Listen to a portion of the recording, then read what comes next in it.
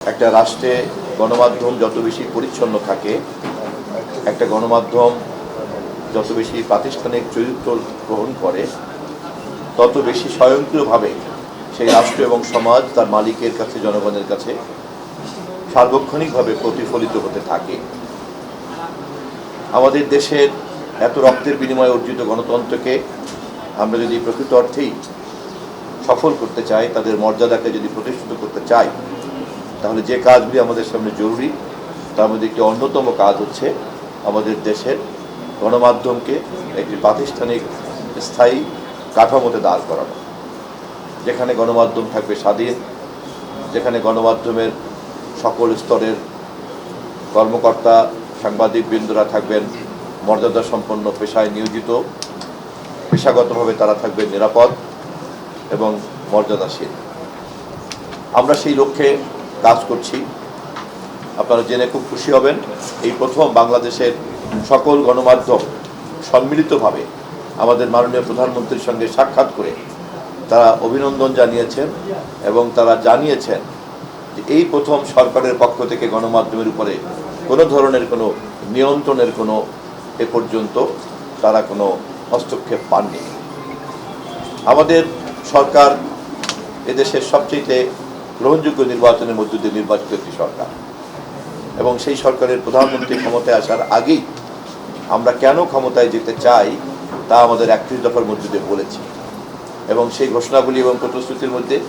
একটি অন্যতম মৌলিক এবং গুরুত্বপূর্ণ প্রতিশ্রুতি হচ্ছে এই যে আমরা একটি স্বাধীন গণমাধ্যম তৈরি করতে চাই। স্বাধীন গণমাধ্যম কেবলমাত্র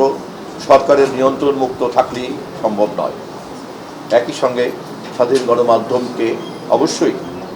এই ক্ষেত্রে যারা বিনিয়োগকারী আছেন তাদেরকে একটা স্বাধীনতার এবং এই পেশাতে এবং এই ক্ষেত্রে বিনিয়োগের যে মনোযোগ তা তাদেরকে থাকতে হবে। ওয়েস্ট বোর্ডের মতো শর্ত পূরণ করতে হবে, সরকারকে স্বাধীনতা দিতে হবে সকল গণমাধ্যমকে,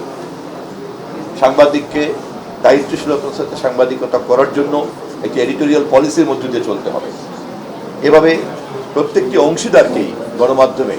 যদি একটি জবাবদিহিতার গ্রহণযোগ্য কাঠামোর মধ্যে আমরা প্রবেশ করতে পারি, তাহলেই রাষ্ট্র এবং সমাজের মধ্যে যে পরিবর্তনই ঘটুক না কেন, তার মালিক হিসাবে জনগণ সার্বক্ষণিকভাবে পরিস্থিতি সম্পর্কে সত্যকে জানতে পারবে। গ্লোবাল টেলিভিশনের বয়স কত তা আমার কাছে গুরুত্বপূর্ণ নয়, কারণ আধুনিক প্রযুক্তির যুগে কে কত বয়স্ক তা কিন্তু গুরুত্বপূর্ণ নয়। গুরুত্বপূর্ণ হচ্ছে কে কত আধুনিক প্রযুক্তি ব্যবহার করে, সেই অর্থে কে কত তরুণ এবং কে কত আধুনিক প্রজন্মের প্রযুক্তিকে ব্যবহার করে এবং কে কত মডার্ন অ্যাপসকে আপলোড করতে পেরেছে, ইনস্টল করতে পেরেছে এবং সেটাকে ড্রাইভ করতে পেরেছে, এটাই কিন্তু প্রশ্ন। ফলে আমি মনে করি যে এক্ষেত্রে সর্বাধুনিক প্রযুক্তির উপরে ভর করে আধুনিকতার সমস্ত কিছুকে নিয়ে আসার সুযোগ কিন্তু গ্লোবাল টেলিভিশনের আছে, এবং আমি বিশ্বাস করি যে আপনাদের মালিকানা, আপনাদের নীতি নির্ধারক এবং আপনাদের সকল পরিবারের সদস্যবৃন্দ আধুনিক এই প্রযুক্তির যুগে একটি আধুনিক চ্যানেল হিসাবে চতুর্থ বর্ষপূর্তিতে আপনাদের যাত্রা হবে আরও অনেক বেশি বেগবান। পরিশেষে আমি আবারও আপনাদের এই টেলিভিশন কেন্দ্র এবং এর সকল দর্শক শ্রোতার প্রতি গভীর ভালোবাসা জানিয়ে আমার শুভেচ্ছা বক্তব্য শেষ করি।